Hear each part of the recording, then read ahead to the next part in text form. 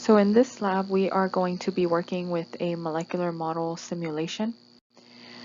The overall objective of this lab is for you to be able to look at different molecules that actually do exist, to look at their electron geometries and their molecular geometries, along with their bond angles, and you actually get to see the lone pairs and the bonding groups like in 3D.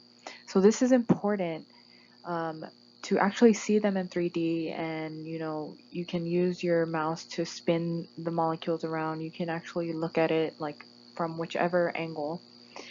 And this is helpful because in like the textbook diagrams for all of these different shapes, you see them in 3D, right? They're made to look like if they're 3D, but they're still not actually 3D. So seeing them and being able to turn them around, flip them around, and see what this shape actually means, and what, for example, like planar, I've told you, okay, that means it's in the plane, but once you turn it around, you can see that that means it's like flat, that the bonds are all within one plane. It's not like at an angle or anything. So that's just one of the examples of how seeing these molecules and being able to examine them from different angles will help you. Another example is like, for example, octahedral. On the diagram on the slides, for learning about this particular chapter, it's a like double pyramid where you have a square base double pyramid where the two bases are touching. But once you actually see a molecule that has octahedral, you can tell like what this actually means and what we mean by the octa meaning 8 faces, right, of octahedral. So using this lab is just helpful because visualizing these molecules is difficult without, having pretty advanced knowledge in chemistry. Like I remember it took me a while to completely fully understand these shapes and visualize them in my head. So this simulation is a very powerful tool to connect these names to the actual shapes and why they're named like that. So this simulation is pretty simple. I feel funny saying simulation. I just think of the Matrix, but this lab simulation, once you open it up, you're going to click Real Molecules. You can actually go ahead and like go to the other tab and just play around with it, but for this assignment that I have for you, click on Real Molecules, make sure, of course, that Real is selected, and then you're going to click on the boxes for molecule geometry, e.g. show lone pairs and show bond angles. From there, you are going to go through the list of molecules that will be on our right-hand side, and you will examine each one. You're going to collect the data as required. So I'm going to go through that in a second. So I'm going to quickly go through just opening up the website with you. So you're going to click the link. It's going to take you to PhET simulations. You're going to click Real Molecules, but like I said, you're welcome to use that model and just further build more molecules if you want.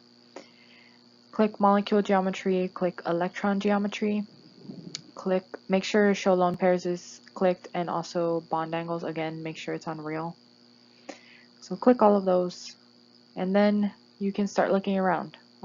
This particular molecule is water, and I'm just showing you how you can move it around. It's kind of difficult if you're actually clicking, and I always forget this. If you're actually clicking the molecule, it like tries to move around the atoms. Obviously they go back to where they are. So what you should be doing is like clicking around it, and you'll see once I finally get the hang of it. But here I'm just moving it around. This is a linear. This one doesn't say show lone pairs because it doesn't have any lone pairs. There's a different one. Just turning it around so that you can see how you can just adjust it to however you want to see it. And there you go. That's how you turn it, like on the outside. So don't be like me, wasting your time trying to flip it around. Turn it from the outside. That's pretty much it. You are going to go through the list that I gave you, check the ones that you need, examine their molecular geometry, electron geometry, And then from there, you will also take some observations. So for the data, you're going to fill in that data table that I have, and it's pretty self-explanatory. Like I ask for lone pairs, bonding pairs, the molecular geometry, electron geometry, obviously, the bond angle. Did I say that already? Yeah, pretty much you just follow the table. And then, and then obviously you can use the table at the very beginning to assist you for determining anything that you may need. For the observation table, I want you to make just a quick, like, observation, and by quick I mean like a sentence or two, about each of the molecules that you were looking at.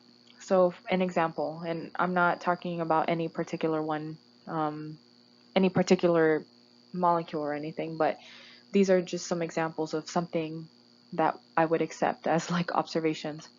So the central atom did not have lone pairs, so the Eg and Mg were the same, right? That's a pretty decent observation, and that's actually true. Anytime a central atom does not have lone pairs, the Eg and Mg will be the same. Another example, the central atom has 2 lone pairs, and this caused the bond angle to be less than the typical 109.5 for a tetrahedral shape. This shows me that you understand both the concepts and you didn't just write out what you got from the data. So this helps you connect everything. And then finally, the applied exercises also help you connect everything. So you may require some help from the textbook or my slides.